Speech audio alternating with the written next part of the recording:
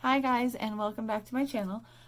For the video today, I thought I would go over the letter that my parents received back in 1981 after my first visit with the craniofacial team down at NYU. It looks like we went there when I was 4 months old, and I was diagnosed at that time. So this is just kind of like a summary report of the condition that I have. Explains the gene mutation, and then there's an actual drawing at the end of how the gene mutates and then how it's spread during conception. So it starts out, as we discussed, Jessica has a condition that has only recently been described in medical literature and has been named Craniofrontonasal Dysplasia. We have seen in our clinic to date, and this is as of November 1981, so as of that time, they had only seen 18 individuals with the same condition. We have, in addition, been in contact with other specialists who have also seen families with similarly affected individuals. This condition is characterized by frontonasal dysplasia, which is abnormalities of the forehead and nose, orbital hypertelorism, which is widely spaced eyes, asymmetric and long lower face, coronal synostosis, early closure of the space between two of the skull bones, a variety of skeletal changes involving the collarbone, shoulder blades, joints, and hands, splitting of the nails, other minor finding in hands and feet. After evaluating all of the families that we have seen, we have concluded that the Craniofrontonasal Dysplasia syndrome is a hereditary condition. By hereditary, we mean that it can be passed from an affected individual to a child through the egg or the sperm. So this is all back in 1981. This is what they had discovered through medical literature, and this is what has been written on the condition and provided to us. Genetic or hereditary conditions are caused by the presence of one or more genes that are either not working or not working as they should. Genes are the smallest units of hereditary material, and they may be thought of as a blueprint or code for all of the characteristics of an individual. They are responsible for all the chemical reactions that take place in the body and occur in pairs. A child receives half of his or her genes from each parent, one gene of each pair from the mother, one from the father. There are several different patterns of inheritance. Craniofrontonasal dysplasia is a condition that requires the presence of only one non-working gene of a pair in order for the condition to be apparent. This pattern of inheritance is called dominant. The egg and the sperm are produced by a process in which the number of genes is reduced to 1/2 the usual number, one gene from each pair one gene from each pair in order that the newly formed baby will receive one gene of each pair from each parent. Attached you will find a diagram of the dominant inheritance that characterize the Craniofrontonasal Dysplasia syndrome.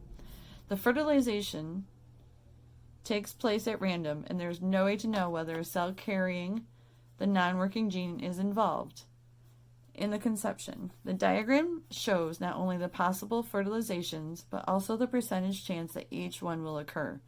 Each union has a 50% chance of happening. It can be likened to flipping a coin. There is a 50-50 chance of turning up either a head or a tail, but there is no way of knowing on the individual toss which side will turn up. In order to state this a little bit more personally, we would say that every time Jessica has a baby, there is a 50-50 chance, or one chance out of two, that the baby will be affected. Conversely, there is an equal chance that the baby would be unaffected. Because the number of individuals and families that have been studied is still small, there are still some questions about this condition that remain unanswered. We have observed only one male who is obviously affected. There are, however, a few fathers who appear to have minor physical findings, suggesting a very mild form of this disorder. There is also a possibility in one family that there might have been one or more affected male children who were stillborn or died shortly after birth. It is not possible to draw any definite conclusions about the differences in the way in which the males and females may be affected.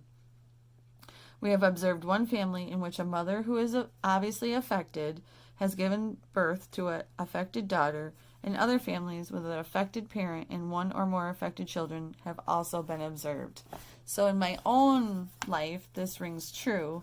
I have the gene. My parents did not have the gene. It was a spontaneous mutation, as I said. I had the 50-50 chance, and I guess you could say I got heads up.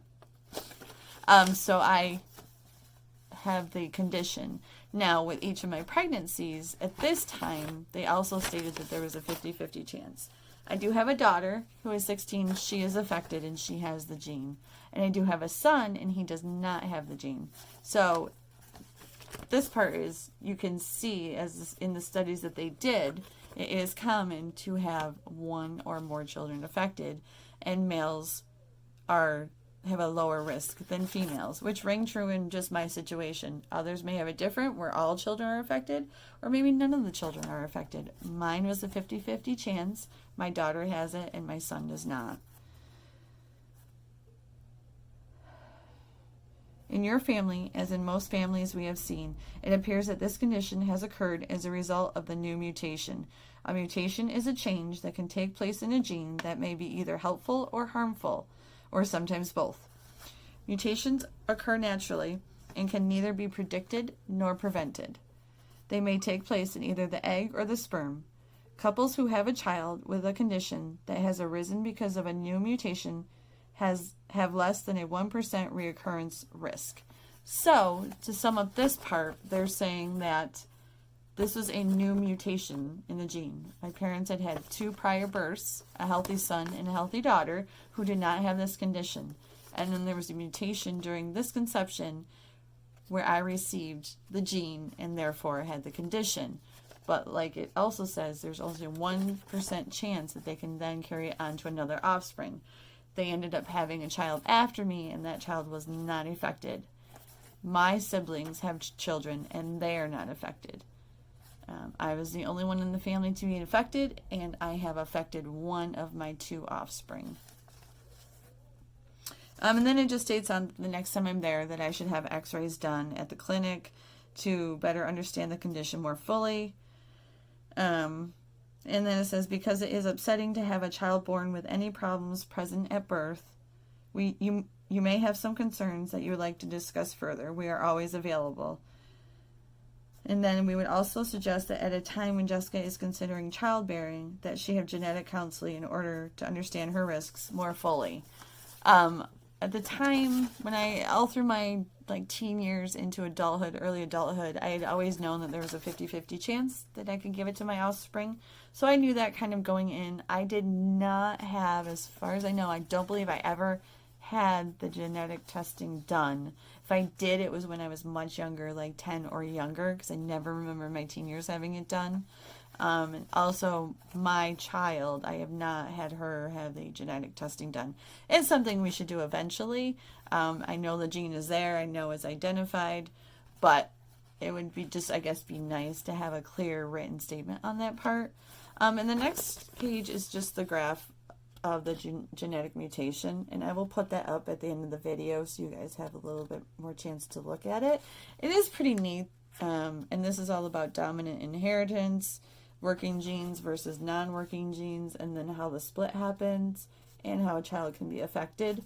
It is really great to see, and it's kind of cool to see from 1981 when this was written, and they had only seen 18 patients at their hospital, what they had already known and how far along the medical field has gone from back in 1981 to when my daughter was diagnosed in 2003 to even now the procedures that she has had done.